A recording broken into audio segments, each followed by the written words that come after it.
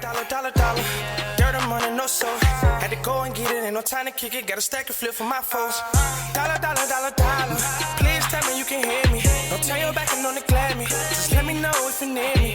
Dollar. Let me watch out for my partners. Keep my money long, get my team strong. Let me run away from my problems. Yo, what's good, original crew? It's your boy DJ New Kid, your girl. Sierra Nicole. We back on the channel with another Kid and C original. Welcome back to the channel, man. We got a good one for y'all today. We got top 10 worst prisoners at the Colorado Supermax. Have you heard of this one before? No. You never heard of this prison? Oh, the prison. Yeah, I thought you said like the... I'm not talking about the titles, man. We know you don't be searching. For the no, I haven't. We all know you don't be searching. You know what I'm saying? You don't be doing your research. You know what I'm saying? But with that being said, before we get into it, as always, make sure y'all check out the links in the description box down below. If you want to further support, just check out down below. But again, it's top 10 worst prisoners at the Colorado Supermax prison. Hey, these folks, they don't see no light of day for real. Well, damn near. But with that being said, let's go ahead and get into it. Let's check it out. Let's see what's about. You ready? Mm-hmm. All right. Deep in the mountains of Colorado, America's only Supermax prison houses the nation's most violent inmates. The infamous ADX Florence has earned the nickname the Alcatraz of the Rockies because of its extreme security. Over 300 of the most vicious criminals in the United States spend 23 hours a day locked in their cells here. Terrorists, spies, serial killers, and cult leaders live side by side. Some have even formed unlikely friendships, although everyone there has a horrific record. These are 10 of the worst of the worst. Number 10. Michael Swango, Dr. Death. Like every other medical professional, Dr. Michael Swango swore an oath to do no harm, but he would break this oath dozens of times, as he was convicted of killing 4 people, and possibly killed up to 60 while he worked as both an EMT and a physician. From his earliest days working as a volunteer ambulance driver during his undergraduate years, patients seemed to die around Swango at a higher than normal rate. His coworkers and other acquaintances also became violently ill after eating food that Swango had access to or had prepared. Wow. While he was training at one hospital, he even gained the nickname 00 Swango, referencing James Bond's License to Kill. He may have also been responsible for the death of his fiancée, Kristen Kinney, who took her own life in a state of mental confusion that was potentially caused by arsenic poisoning. He eventually became blacklisted from all teaching hospitals and medical schools in the United States, and fled to continue practicing medicine in Zimbabwe, where patients continued to die mysteriously under his care. He committed multiple incidents of forgery and assault so that he could continue his disastrous medical career, but he was eventually charged by both U.S. and Zimbabwean authorities, and is serving 3 consecutive life sentences. Number 9. Robert Hansen, Russian spy. Have heard of him. Robert Hansen spent only 3 years as a clean FBI agent, before beginning his 22 years of spying that would one day be described as possibly the worst intelligence disaster in U.S. history. Hansen began working as a special agent in 1976, and in 1979, he was given the project of collecting Soviet intelligence for the agency, but later that same year, he would reach out to the Soviet Main Intelligence Directorate, GRU, and become a double agent. Over the next 2 decades, Hansen would leak vast amounts of intelligence to the Soviets about spy identities, FBI investigations, and detailed technological information. At one point he was even assigned to investigate who had leaked the identities of 2 Soviet agents, who had been helping the Americans and were killed in the USSR, after they were compromised. Wow. Unbeknownst to the FBI, it was Hansen himself who had revealed them. Attempts to track down the leaks that Hansen was responsible for were complicated by the fact that there was a second mole, Aldrich Ames, working within the FBI at the same time. A joint FBI-CIA task force zeroed in on Hansen, and he was secretly observed by a younger agent, Eric O'Neill, who was able to download information that Hansen was storing on a PDA device. This included the date for a drop of classified material in a nearby park, where he was apprehended. Hansen pled guilty to escape the death penalty, and was convicted of 14 counts of espionage and 1 count of attempted espionage. He is serving 15 consecutive life sentences. Number 8. Richard McNair, master escape artist and murderer. Richard McNair is not the type of man that one would expect to find in the Supermax stacked up against the other people on this list. He was once a sergeant at an Air Force base in Minot, North Dakota, but while he was stationed there, he began a string of burglaries. In 1987, however, he was caught red-handed by a staff member while robbing the offices of the Farmers Union, and he shot the man. and then killed a truck driver as he fled the building. He used a local storage facility. Damn. What the world? He bad. He bad. Crazy. Bad, crazy, yeah. What? Fool. Why? For any To of hide his stolen goods, but the manager contacted the police after noticing that the contents looked suspicious. Authorities arrested McNair, but he slipped out of his handcuffs by greasing them with lip balm. When he was recaptured, Wow. he was sentenced to 2 life sentences at the North Dakota State Penitentiary. He used his job as prison reporter to gain information about the layout of the prison, and then escaped through the air ducts in 1992 along with 2 other prisoners, and remained free for 9 months before being recaptured. McNair's final and most notorious escape was in 2006 when he packed himself into a shipment of mail leaving the prison. He even managed to convince a police officer who was looking for the escapee that he was just a jogger. His final recapture came from rookie officer Constable Stefan Gagnon in 2007 after a long stint on America's Most Wanted. I remember that story. The inmate mailed himself out the prison. I didn't know it was this dude though. Wow. I never. And the fact that you can convince the CO, bruh. you're like, oh, okay, you just no. No one has ever escaped from ADX Florence, where he is now serving 2 life sentences. Number 7. Abu Hamza al-Masri, Al-Qaeda kidnapper and trainer. Abu Hamza al-Masri, aka the Hook Hand, is an Egyptian national, who was a former club bouncer and civil engineer, before becoming an Islamic extremist and terrorist leader. In the 1980s, he began to take a deeper interest in his religion, and became inspired by the Iranian Revolution. In 1987, he moved to Afghanistan to join the fight against Soviet occupying forces and lost both hands and one eye during a military operation. He returned to the UK to receive treatment, before leaving again to fight with the Bosnians during the Bosnia-Serbia conflict. From 1997 to 2003 he was the Imam of the Finsbury Park Mosque in London, and voiced his support for terrorism, including September 11th attacks.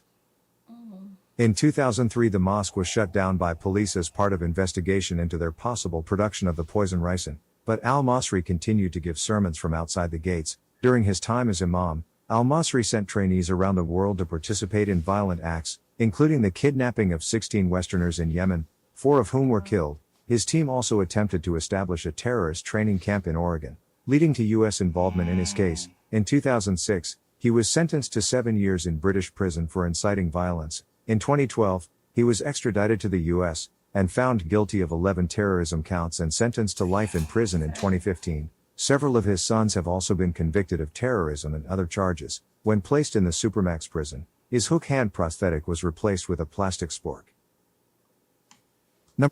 That fuck. That's messed up, dog. That's messed up. Bruh. His hook hand prosthetic was replaced with a plastic sport. Bruh. Y'all ain't, he ain't even had to say all that, dog, bro. That man crazy. 6. Eric Rudolph, Atlanta Olympic bomber and Christian extremist.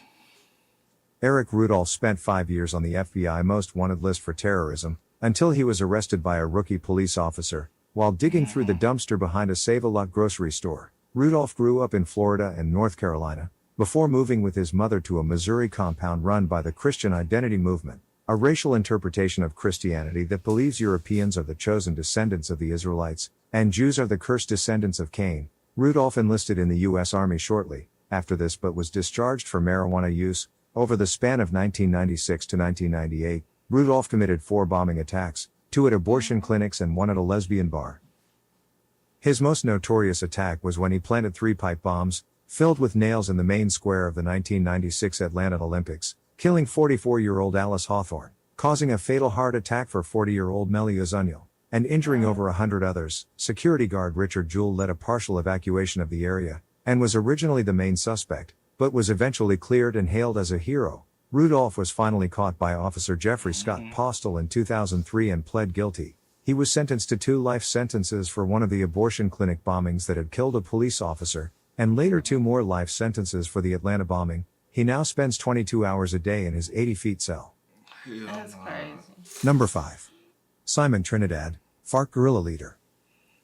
The man known as Simon Trinidad was actually named Juvenal Ovidio Ricardo Palmera Pineda, and was one of the first high-ranking members of this violent guerrilla group to be arrested. FARC, or the Revolutionary Armed Forces of Colombia, was a group of Marxist-Leninist fighters who were responsible for up to 12% of civilian deaths during the Colombian conflict in the 1960s. Palmera formed his strong political opinions while teaching economics at the Popular University of Caesar, and helped create the socialist organization known as Los Independientes. In 1987, he stole 30 million pesos from a bank that he was working at, as well as records he would later use to extort and kidnap landowners, and he escaped into the wilderness to join FARC. Palermo quickly rose through the ranks of the organization to lead the area, known as Front 41, and eventually was one of the leaders of the entire Caribbean bloc. In 2004, he was extradited to the United States on charges of drug trafficking and money laundering. FARC was offered a deal by the Colombian government that they would not extradite Palmera if FARC released 63 political and military hostages, but they refused. During the trial, the prosecution also argued that Palermo was involved in the kidnapping of 3 U.S. contractors in 2003, and a former guerrilla testified against him about the kidnapping of a former mayor. Although his first trial ended in a hung jury, his second trial ended with him being sentenced to 60 years in prison, where he remains to this day. Wow. At least he ain't got life. Number 4. Theodore Kaczynski, the Unabomber. According to Theodore Ted Kaczynski's parents, he started life as a normal baby, but as a young child he was forced to spend a long period of time in isolation in the hospital, and he emerged a different kid, one who showed little emotion. He was a mathematics prodigy. You know one thing I'm thinking about though? All these like crazy dudes are at one prison, right? Yeah. What if they ever like was able to riot and be able to all like fully attack the mindset of these folks? Why would you put all of them in a? I don't know, man. Do that. Bruh, cause this can be crazy though. Yeah, it's crazy. And began studying at Harvard at age 16. But what seemed like a bright opportunity would turn into a deeply scarring college experience. Kaczynski participated in a brutal psychological study that involved over 200 hours of verbal abuse and humiliating personal attacks, which was possibly part of CIA-led attempts at mind control through Project MKUltra. He became a mathematics professor, but was an awkward and uncomfortable teacher, and resigned suddenly in 1969.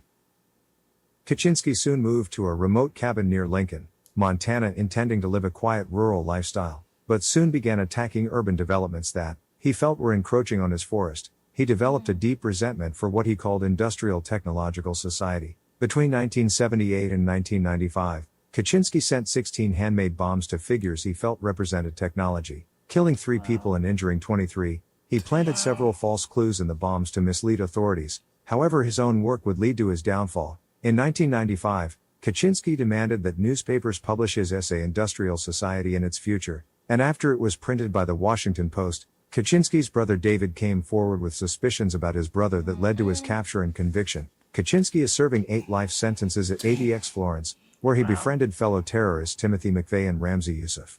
See. Number 3. Tyler Bingham, Aryan Brotherhood leader. Tyler Bingham is a former leader of the violent white supremacist prison gang, the Aryan Brotherhood, that began among California inmates in 1964. It was originally nicknamed the Diamond Tooth Gang because of the glass shards that some members put in their teeth. The gang started as a white counterpart to African American prison gangs when prisons began to desegregate, but has since grown to 20,000 members. They operate on a blood in, blood out motto, which implies that members must kill or assault another prisoner or correctional officer to join, and the only way to leave the gang is death.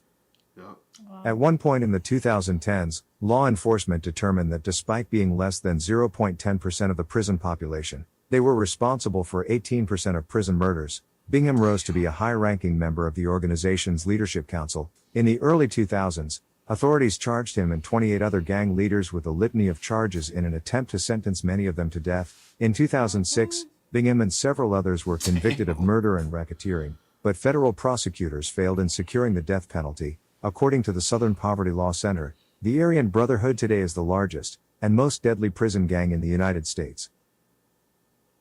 Number 2. Joaquin Guzman, El Chapo.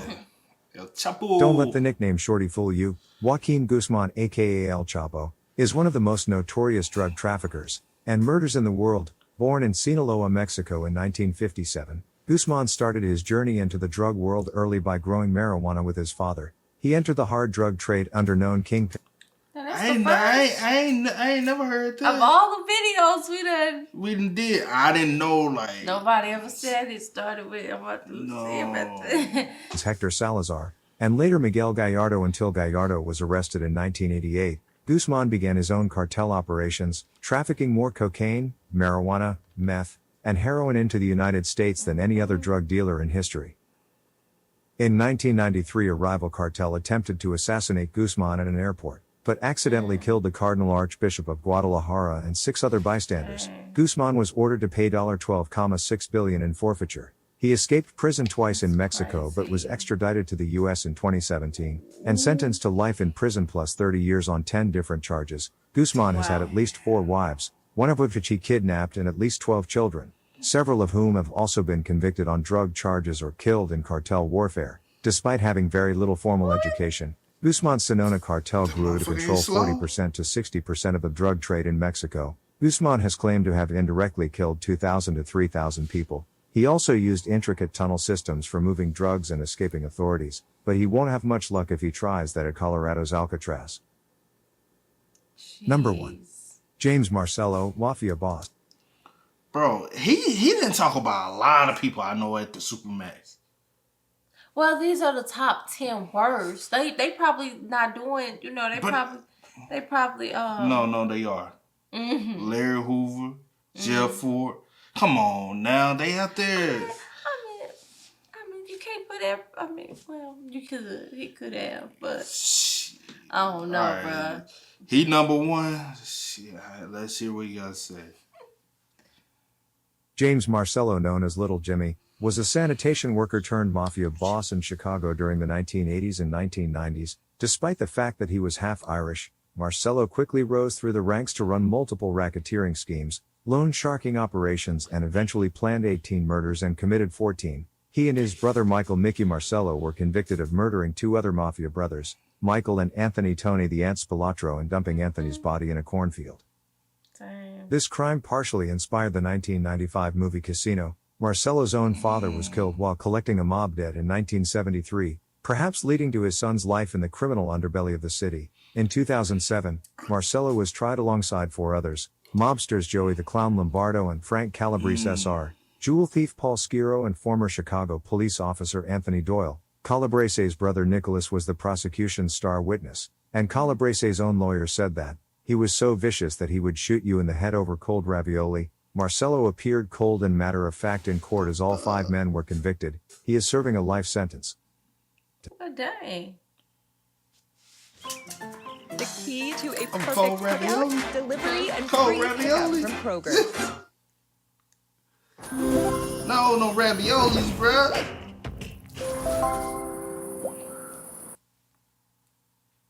Oh shit, that was the video.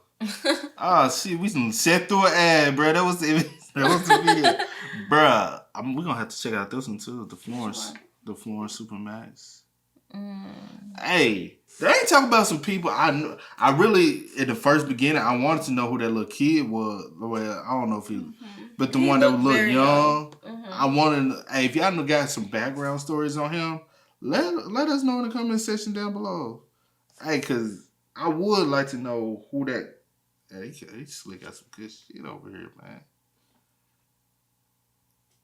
Hey, we're gonna have to check this channel out a little bit more. Look and see what's over here. But with that being said, man, make sure y'all spam us up in the comment section down below. Let us know if y'all knew about any of these already, or if y'all just now discovering or learning about these. Let us know in the comment section down below. But as always, y'all know how it go, man. I do go by the name DJ New Kid. This is. We are y'all. Get it, ain't no time to kick it. Got a stack of flip for my folks. Dollar. Please tell me you can hear me. Don't turn your back and don't neglect me. Just let me know if you need me. Dollar.